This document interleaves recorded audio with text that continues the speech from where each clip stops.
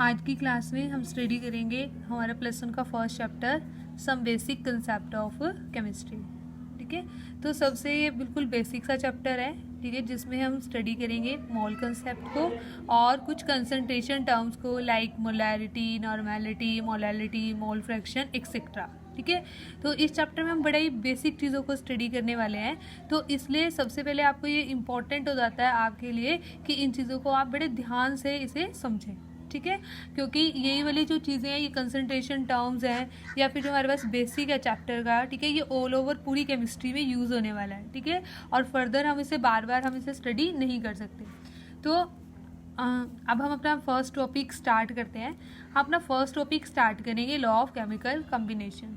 ठीक है, पर एनसीईआरटी में आप देखना, एनसीईआरटी में देखोगे तो पहले लिखा होगा कि केमिस्ट्री, स्कोप ऑफ केमिस्ट्री क्या है डेली लाइफ में, और क्लासिफिकेशन ऑफ मैटर होगा। ठीक है, क्लासिफिकेशन ऑफ मैटर को हम यहाँ पे डिस्कस करने वाले नहीं हैं, क्योंकि क्लासिफिकेशन ऑफ मैटर बड़ा बेसिक सा है कि सॉलिड, लिक्विड एंड गैस, और ये हम लोअर क्लासेस में बहुत अच्छे से हम स्टडी कर चुके हैं बहुत बार कि सॉलिड और लिक्विड और गैस की प्रॉपर्टीज़ में क्या क्या डिफरेंसेस होते हैं। तो इसलिए हम यहाँ पे उसको स्टडी नहीं करेंगे और हम कंटिन्यू करते हैं अपने टॉपिक, फर्स्ट टॉपिक के साथ, that is laws of chemical combination. ठीक है, लॉज ऑफ केमिकल कम्बिनेशन हमें क्या बताता है कि केमिकल रिएक्शन क्या होती है, कंपाउंड की फॉर्मेशन क्या होती है। ठीक है, ये इन सभी चीज़ों के बारे में हमें बताएगा। तो हम सबसे पहले हम वन बाय वन हर एक लॉ को डिस्कस कर रहे हैं। तो जो फर्स्ट लॉ है हम स्टार्ट करते हैं लॉ ऑफ कंजर्वेशन ऑफ मास से। ठीक है, लॉ ऑफ कंजर्वेशन ऑफ मास क्या कहता है? ये लॉ 1760 के अराउंड दिया गया था, और ये लॉ क्या कहता है, जैसे हमने पहले भी पढ़ा हुआ है, mass can neither be created nor be destroyed. ठीक है, it means in a chemical reaction sum of mass of reactant always equal to sum of mass of product. ठीक है, अब देखो इसके लिए हम एक एग्जांपल कंसीडर करते हैं, जैसे carbon plus oxygen gives carbon dioxide. ठीक है, बैलेंस कर लेना केमिकल रिएक्शन को, एक कार्बन, दो ऑक्सीजन रिएक्टेंट में और एक प्रोडक्ट में भी। अब देखो इनका मास फाइंड आउट करेंगे, कार्बन का मास 12, ठीक है, यहाँ पे डाइऑक्सीजन है मास 32 ग्राम, 2 × 16, यहाँ पे 1 कार्बन 12 प्लस 2 ऑक्सीजन है, इसलिए 16 × 2, तो वैल्यूज़ कितनी आ जाएगी हमारे पास यहाँ पे, इसका जो सम आ जाएगा 44 ग्राम, और मास सम ऑफ मास ऑफ रिएक्टेंट में कितना आ जाएगा 44 ग्राम। इट मीन्स यहाँ से ये क्लियर होता है कि sum of mass of reactant is equal to sum of mass of product. ठीक है, अब देखो इस लॉ की हमारे पास कुछ लिमिटेशन है। इस लॉ की लिमिटेशन हमारे पास क्या है? लिमिटेशन ये है कि a number of reactions, specially nuclear reactions are, ठीक है, are those type of reaction in which mass of product slightly less than the mass of reactant. It means यहाँ पे तो ये लॉ क्या हो गया, वैलिड नहीं हुआ, तो यहाँ पे ये लॉ क्या हो गया, वॉयलेट हो रहा है। तो इसका मतलब क्या है, यहाँ पर ये लॉ ओबे नहीं हो रहा। तो यहाँ पे जो ये क्वेश्चन ये राइज होता है कि जो ये मास लॉस्ट हुआ है रिएक्टेंट का, वो कहाँ पे गया? ठीक है, वो मास कहाँ गया? According to Einstein this mass is lost in the form of energy. तो यही क्या है, इस लॉ की लिमिटेशन है। ठीक है, तो आओ इसके भी यहाँ पे हम कुछ क्वेश्चंस करते हैं। ठीक है, एक क्वेश्चन हम करेंगे, ठीक है, और इसके साथ में तो देखो फर्स्ट क्वेश्चन हमारे पास क्या है, 1.5 gram of ethane on combustion gives 4.4 gram of carbon dioxide and 2.7 gram of water. Show that the reaction obey law of conservation of mass. ठीक है, इट मीन्स हमें इस रिएक्शन में सबसे पहले हमें क्या करना पड़ेगा, इस गिवन कंडीशन के लिए हमें रिएक्शन को लिखना है। ठीक है, combustion of ethane means ethane reacts with oxygen. ठीक है, क्योंकि कंबशन के लिए ऑक्सीजन रिक्वायर्ड होती है, and gives carbon dioxide and water plus heat. ठीक है, अब देखो यहाँ पे हमारे पास क्या है, हमें इस रिएक्शन को बैलेंस कर लेना है। बैलेंसिंग बहुत ज़रूरी है, सबसे पहले हम बैलेंसिंग करेंगे कोई भी क्वेश्चन अगर हम करते हैं। अब देखो यहाँ पे हमें हमारा एम क्या है, लॉ ऑफ कंजर्वेशन ऑफ मास को यहाँ पे शो करना, रिप्रेजेंट करना। तो लॉ ऑफ कंजर्वेशन ऑफ मास कैसे होगा, तो हमारे पास अगर हम ये शो कर दें sum of mass of reactant is equal to sum of mass of product है, इट मीन्स हम ये शो कर रहे हैं कि reaction obey law of conservation of mass. ठीक है, तो अब देखो हमारे पास इथेन का मास भी है, कार्बन डाइऑक्साइड का मास भी है, और हमारे पास वाटर का मास भी है। तो हमें क्या कैलकुलेट करना है, मास ऑफ ऑक्सीजन। अगर हमारे पास मास ऑफ ऑक्सीजन आ जाए तो इट मीन्स हमारा क्या हो जाएगा, क्वेश्चन हो जाएगा। तो सबसे पहले क्वेश्चन ये राइज होता है कि मास ऑफ ऑक्सीजन हम कैसे फाइंड आउट करेंगे। मास ऑफ ऑक्सीजन हम फाइंड आउट करेंगे with the help of mass of ethane. ठीक है, पहले हम क्या करेंगे, मोल्स ऑफ इथेन को फाइंड आउट करेंगे, ठीक है, नंबर ऑफ मोल्स, फिर यहाँ से इनको कंपैरिजन करके हम मास ऑफ ऑक्सीजन को फाइंड आउट करेंगे। देखो हमें कैसे करना है मास ऑफ ऑक्सीजन को हमें फाइंड आउट। सबसे पहले हमने फाइंड आउट किया number of moles of ethane, given mass upon में मोलर मास। लोअर क्लासेस में हमने ये बेसिक सा फॉर्मूला हम स्टडी कर चुके हैं। यहाँ पे नंबर ऑफ मोल्स आ जाएंगे 1/20। अब देखो 2 moles of ethane require how many moles of oxygen, 7। 1 mole of ethane require 7/2 moles and 1/20 mole of ethane requires how many moles, 7/40 moles। अब देखो हमारे पास number of moles of oxygen आ गए, हम इंटरेस्टेड है मास को फाइंड आउट करने में, मोलर मास हमें पता है, ठीक है। तो यहाँ पे क्या जाएगा, यहाँ पे मोलर मास कितना हो जाएगा, 32 इसलिए होगा क्योंकि यहाँ पे क्या है O2 यूज हुआ है, ठीक है। अब यहाँ पे देखो W की वैल्यू कितनी आ गई, 5.6 ग्राम। तो अब उसके बाद जब हमारे पास मास ऑफ ऑक्सीजन आ गया तो हम क्या करेंगे, mass of reactant find out करेंगे, mass of product find out करेंगे, और हम देखते हैं कि जो मास ऑफ रिएक्टेंट है वो किसके इक्वल आ जाएगा, मास ऑफ प्रोडक्ट के। It means this reaction obey law of conservation of mass, ठीक है। तो ये हमारा फर्स्ट लॉ था जो हमने डिस्कस कर लिया। अब हम अपना सेकेंड लॉ को डिस्कस करेंगे, लॉ ऑफ डेफिनेट प्रोपोर्शन। देखो बच्चों लॉ ऑफ डेफिनेट प्रोपोर्शन क्या कहते हैं, according to this law a chemical compound is found to be made up of same elements combined together in same fixed proportion by mass। ये कहते हैं कि एक कंपाउंड में जो उसके एलिमेंट्स होते हैं वो उसके एक फिक्स रेशियो में प्रेजेंट होते हैं, ठीक है। फॉर एग्जाम्पल समझने के लिए मानते हैं हम कि हमने एक सैम्पल ले लिया सी वाटर का, एक सैम्पल ले लिया रेन वाटर का, और एक सैम्पल ले लिया हमने टैप वाटर का। है तो वाटर ना, ठीक है, सिर्फ सोर्सेज क्या है, डिफरेंट है।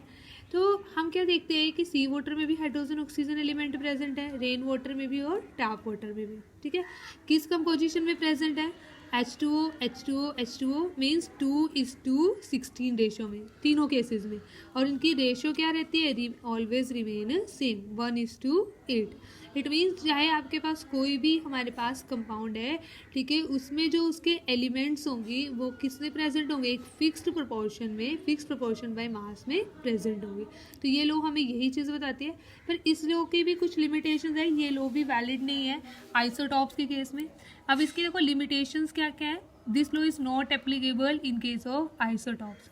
फॉर एग्जाम्पल हमारे पास कार्बन मोनोऑक्साइड की फॉर्मेशन हो रखी है, कार्बन मोनोऑक्साइड में अगर कार्बन 12 आइसोटोप यूज़ हुआ है तो रेशो क्या होगी, 3:8, और अगर हमारे पास कार्बन 14 आइसोटोप यूज़ हुआ है तो हमारे पास रेशो क्या होगी, 7:16, ठीक है, क्लियर है।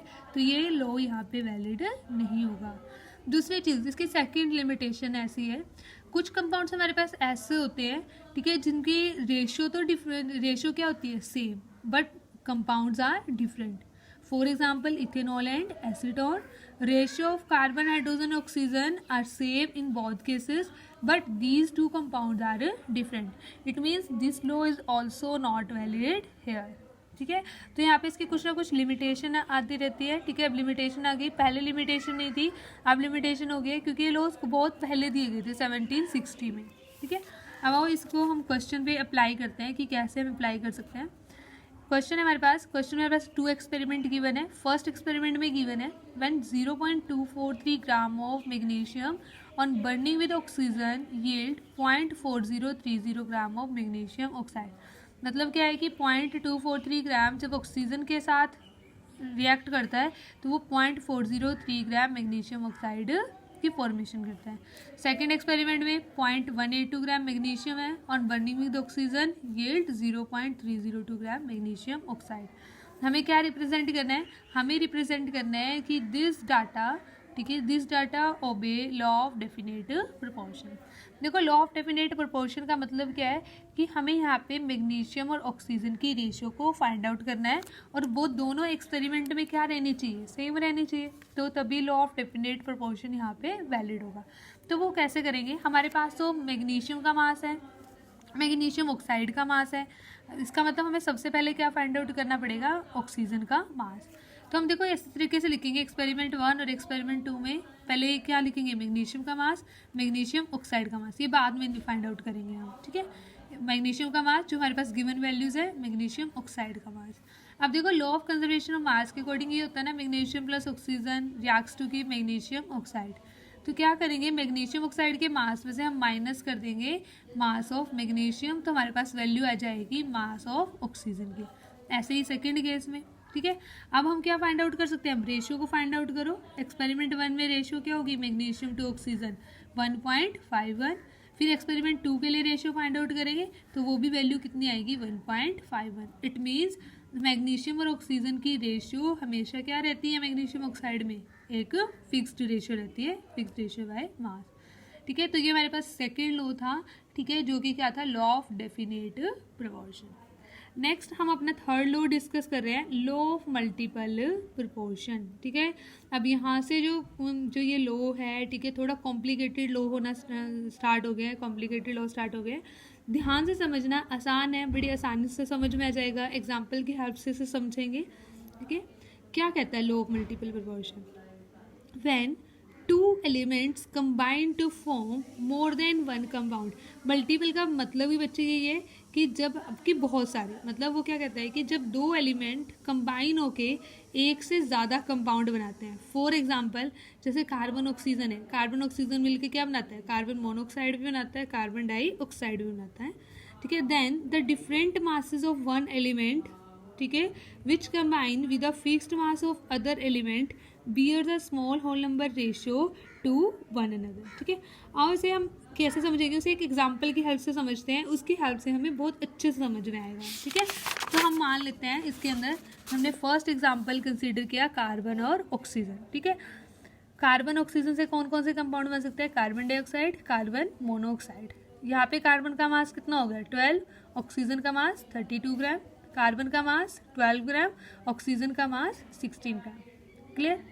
अब देखो यहाँ पे हमने क्या लिखा कि यहाँ पे मास, डिफरेंट मास क्या है, ऑक्सीजन का है, इनका तो मास क्या है, सेम मास है। देखो different masses of oxygen that is 32 gram 16 gram which combines with fixed mass of carbon. देखो हमने डेफिनेशन में क्या लिखा था, डेफिनेशन में था different masses of one element, मतलब different masses of oxygen which combines with fixed mass of carbon element, ठीक है, जो हम एग्जाम्पल कर रहे हैं कार्बन एलिमेंट, ठीक है, bears a simple whole number ratio, ठीक है। तो वो कैसे करेंगे, देखो यहाँ पे अब देखो different masses of oxygen which combine with fixed mass carbon, then the ratio is, इनकी रेशियो क्या होगी, ठीक है, ये तो फिक्स मास हो गया कार्बन का, तो फिर तो फिक्स रख दिया 32-60, तो ये क्या आ गई 2:1:1, तो ये क्या है एक सिंपल होल नंबर रेशियो, ठीक है।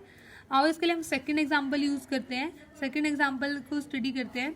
देखो जैसे हाइड्रोजन ऑक्सीजन दो एलिमेंट है, ठीक है, दोनों मिलकर 2 डिफरेंट कंपाउंड्स बना सकते हैं, वाटर और हाइड्रोजन पेरोक्साइड, ठीक है। वाटर में यहाँ पे हाइड्रोजन का मास कितना है 2 ग्राम, ऑक्सीजन का मास कितना है 16 ग्राम।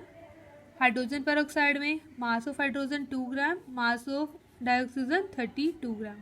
अब यहाँ पे क्या है, different masses of oxygen combines with a fixed mass of hydrogen, ठीक है, that is 2 gram bear a small whole number ratio.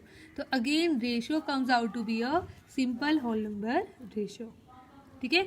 मतलब यहाँ पे क्या करना है, एक एलिमेंट के मास को फिक्स कर देना है और जो डिफरेंट एलिमेंट, जो आपके डिफरेंट मासेस है, जो उसके साथ एलिमेंट अटैच है, उसके मासेस की रेशियो हमेशा क्या आएगी, एक सिंपल होल नंबर रेशियो आएगी, ठीक है। इसके लिए हम एक और एग्जाम्पल यूज़ करते हैं, ठीक है, बड़ा अच्छा एग्जाम्पल है।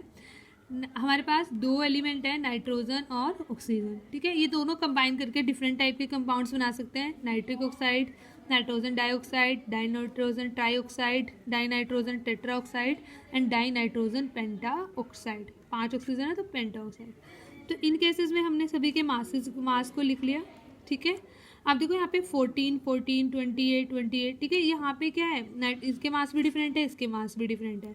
तो हम यहाँ पे क्या करते हैं, हमें क्या करना है, एक एलिमेंट के मास को हमें फिक्स करना है, ठीक है। तो हम क्या करेंगे, हम नाइट्रोजन के मास को फिक्स कर लेते हैं, दैट इज 14 ग्राम, ठीक है। इस तरीके से देखो let fix mass of nitrogen is 14 gram. हमने सभी यहाँ पे नाइट्रोजन और ऑक्सीजन के मास को रिप्रेजेंट कर लिया।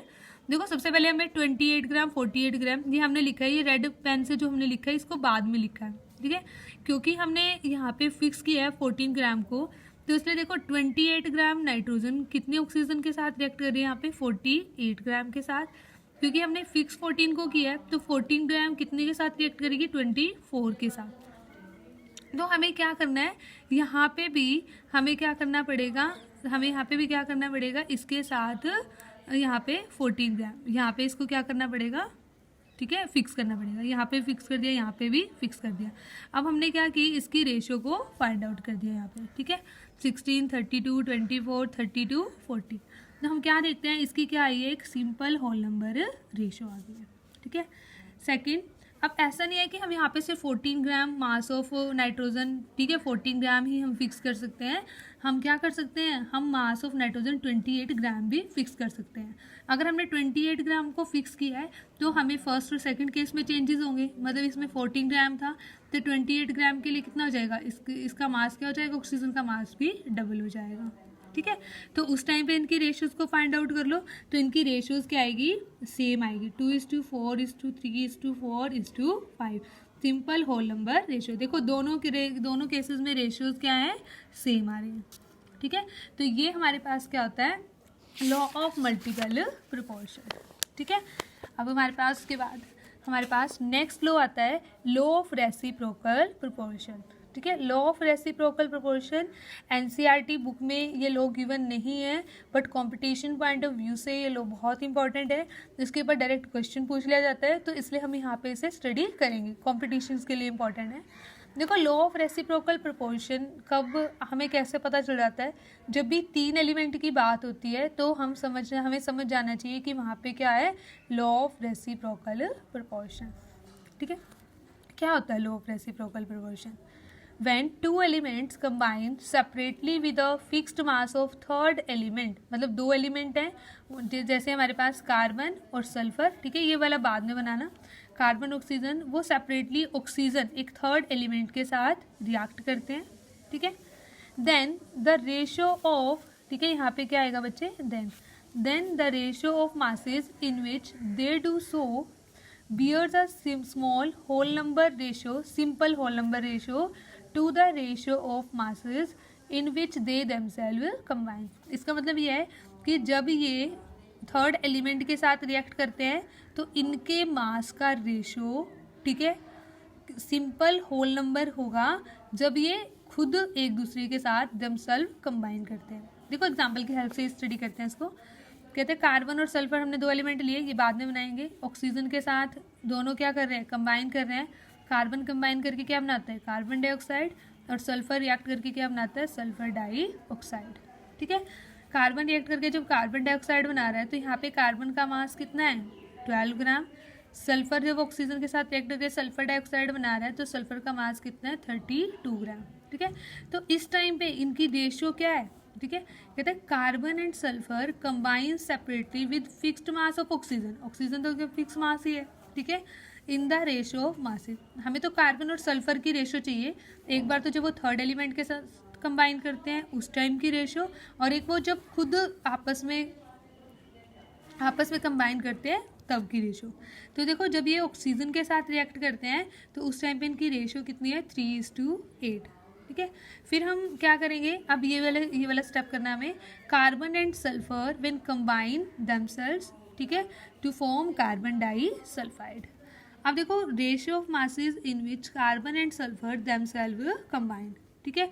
इनकी रेशियो क्या है, यहाँ पर कार्बन का मास 12, सल्फर का 32 होता है, 32 × 2 64, तो 12:64 रेशियो कितनी आ गई, 3:16। अब देखो इन दोनों रेशियोज़ को देखो, अगर हम इन दोनों रेशियोज़ की रेशियो को फाइंड आउट करेंगे तो वो क्या आएगी, सिंपल होल नंबर रेशियो, ठीक है। तो ये हमारे पास क्या होता है, लॉ ऑफ रेसिप्रोकल प्रोपोर्शन, ठीक है। इसके लिए एक और एग्जांपल कंसीडर करते हैं। हमारे पास 2 एलिमेंट हैं, सल्फर एंड ऑक्सीजन, ठीक है। सल्फर ऑक्सीजन दोनों रिएक्ट करते हैं हाइड्रोजन के साथ, हाइड्रोजन के साथ रिएक्ट करने पर सल्फर बनाएगा हाइड्रोजन सल्फाइड, और ऑक्सीजन के साथ रिएक्ट करने पर बनाएगा वाटर, ठीक है। हमें मोस्ट इंपॉर्टेंट, ठीक है, जो मोस्ट स्टेबल कंपाउंड होता है वो लिखना होता है यहाँ पर। यहाँ पे क्या है, 2 ग्राम, 32, 2, 16। हम इंटरेस्टेड है सल्फर और ऑक्सीजन की रेशियो को फाइंड आउट करने में। तो सबसे पहले सल्फर और ऑक्सीजन की रेशियो फाइंड आउट करेंगे तो हमारे पास कितना आ जाएगा, 32:16, दैट इज 2:1। फिर हम रेशियो फाइंड आउट करेंगे when sulphur and oxygen combine themselves to form sulphur dioxide. तो उस टाइम पे रेशियो कितनी है, 32:32, दैट इज 1:1। अब देखो ये रेशियो और ये रेशियो आपस में क्या है, एक सिंपल होल नंबर रेशियो है, ठीक है। तो ये हमारे पास क्या है, लॉ ऑफ रेसिप्रोकल प्रोपोर्शन। ये करना है, ये नहीं सोचना कि एनसीईआरटी में नहीं है तो करने की ज़रूरत नहीं है। एक चीज़ और, ये जो हमारे पास जितने भी लॉज है ये हमारे स्कूल के एग्ज़ाम्स के लिए भी इम्पोर्टेंट है। हर बार स्कूल के एग्ज़ाम में एक क्वेश्चन, एक लॉ की डेफिनेशन यहाँ पे पूछी जाती है हमेशा, ठीक है। चाहे कोई भी स्कूल हो, किसी भी स्कूल का पेपर हो, ठीक है, एक लॉ की डेफिनेशन आती ही है। उसके बाद हमारे पास नेक्स्ट लॉ है लुसाक लॉ, ठीक है। लुसाक लॉ, वैसे आईसीएसई वाले बच्चों ने इस लॉ को पहले भी स्टडी किया होगा, ठीक है, पर यहाँ पे हम क्या करेंगे, इसको यहाँ दोबारा स्टडी करेंगे क्योंकि यहाँ से कंसेप्ट क्या होंगे, हमारे स्ट्रॉन्ग होंगे, ठीक है। तो जिन बच्चों को नहीं आता वो भी इसे समझ लो अब एक बार अच्छे से। कहते हैं कि ये लॉ हमें क्या कहता है, when gases react they do so in volume which bears a simple whole number ratio to one another and to the volume of products formed by gases, ठीक है। वो कहते हैं कि जब दो गैसेस रिएक्ट करती है तो वो एक सिंपल होल नंबर में रिएक्ट करती है, ठीक है, और वॉल्यूम ऑफ प्रोडक्ट भी उसी के अकॉर्डिंग बनते हैं, ठीक है। एग्जांपल, जैसे हमारे पास जब हाइड्रोजन और क्लोरीन गैसेस रिएक्ट करती है तो वो क्या बनाती है, हाइड्रोजन क्लोराइड गैस, ठीक है। इस रिएक्शन की बैलेंसिंग कर लेनी है।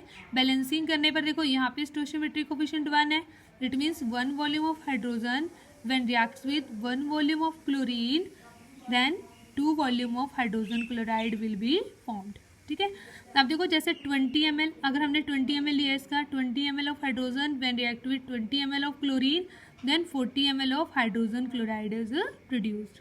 क्लियर है ये चीज़। अब आओ इसका एक एग्जाम्पल करते हैं, ठीक है, क्वेश्चन करते हैं। When 100 ml of methane, formula is CH4, burns and produces carbon dioxide and water. Methane की बर्निंग हो रही है, इट मीन्स रिएक्शन क्या बनेगी, CH4 प्लस O2।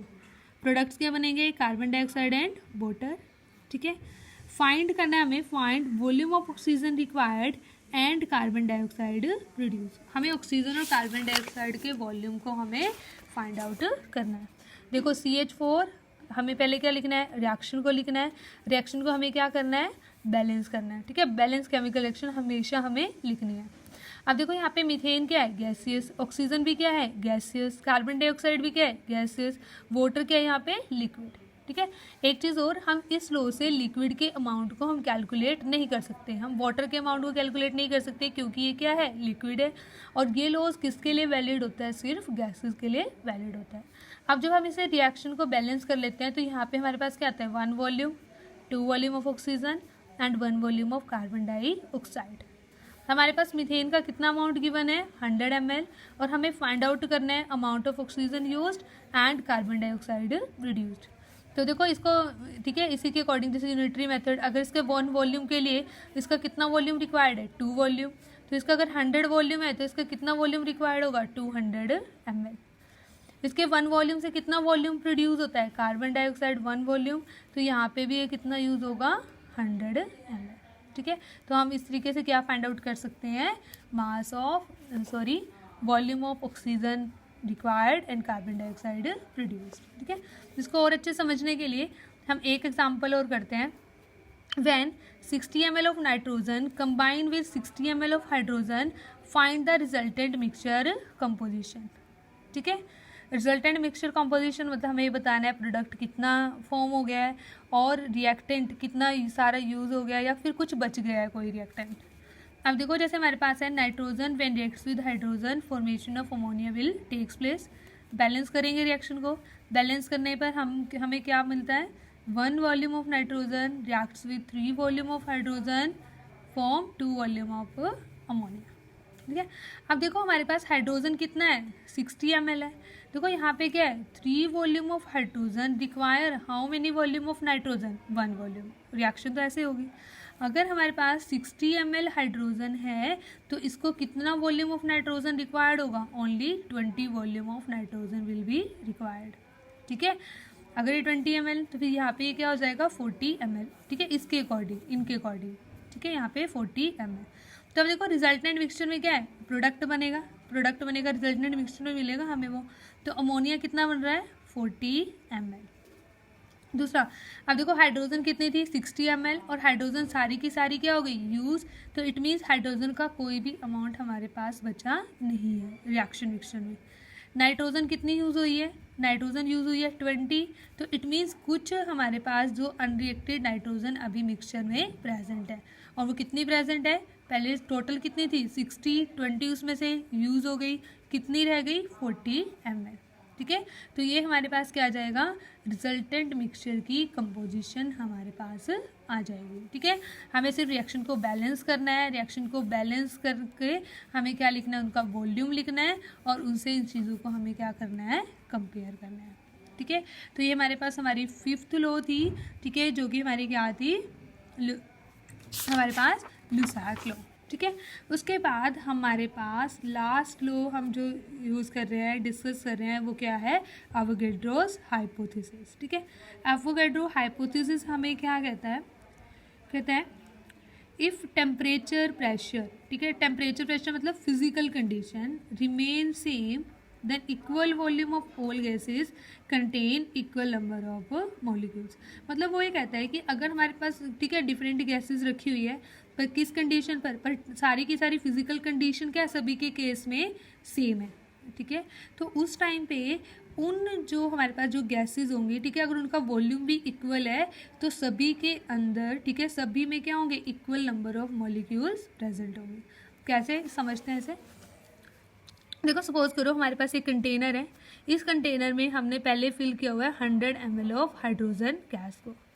ठीक है, और हमने ये मान लिया कि ये क्या होते हैं, 100 ml of hydrogen contain x molecules. ठीक है, अब देखो यहाँ पे क्या होता है, गैसेस का अपना तो कोई वॉल्यूम नहीं होता ना, क्योंकि ये तो क्या करती है गैसेस दो, ठीक है, जिस कंटेनर में हम उसे फिल कर दे उसी के वॉल्यूम को ऑक्यूपाई कर लेते हैं। ठीक है, अब देखो यहाँ पे अगर हमने फिर क्या किया, इसी कंटेनर में हमने क्या किया, 100 ml ऑक्सीजन गैस को फिल कर दिया। ठीक है, तो उसमें भी कितने मॉलिक्यूल्स होंगे, it also contain x molecules. ठीक है, उसके बाद हमने इसी कंटेनर में सपोज करो अमोनिया गैस को हमें फिल कर दिया 100 ml ही, 100 ml अमोनिया को, तो उसमें भी क्या होंगे, it also contain x molecules. It means equal volume of all different gases contain equal number of molecules under a same physical condition. ठीक है, कंडीशन क्या है कि physical condition like temperature pressure should remain same. अब आओ इसके behalf पे हम एक एग्जांपल करते हैं। If 100 ml of methane gas contain y molecules, ठीक है, then what will be the number of molecules in 100 ml of carbon dioxide. अब देखो 100 ml मीथेन में कितने मॉलिक्यूल्स हैं, y, यहाँ पे वॉल्यूम तो सेम है ना, तो 100 ml कार्बन डाइऑक्साइड में भी क्या होंगे, आपके पास y मॉलिक्यूल्स होंगे। उसके बाद 50 ml ऑफ कार्बन डाइऑक्साइड में कितने मॉलिक्यूल्स होंगे, 100 ml कार्बन डाइऑक्साइड में कितने थे, y, तो 50 ml कार्बन डाइऑक्साइड में कितने होंगे, उसके हाफ, y/2 मॉलिक्यूल्स। नेक्स्ट है 200 ml of nitrogen. 200 ml nitrogen में कितने मॉलिक्यूल्स होंगे, देखो अगर 100 ml मीथेन में y मॉलिक्यूल्स है तो 100 ml नाइट्रोजन में भी कितने मॉलिक्यूल्स होंगे, y मॉलिक्यूल्स।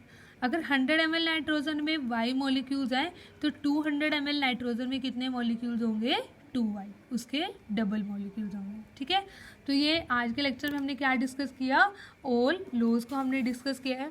इसको अच्छे से कर लेना, ये लॉज को क्रैम नहीं करने, इन लॉज को कई बच्चे क्या करते हैं उसकी डेफिनेशन को क्रैम कर लेते हैं, और ऐसे आपको डेफिनेशन लर्न होने वाली भी नहीं है।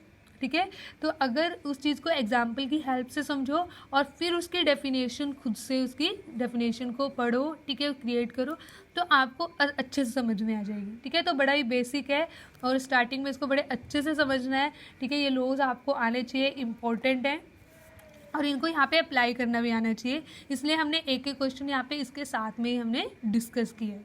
ठीक है, तो ये चीज़ कर लेना, इम्पॉर्टेंट है।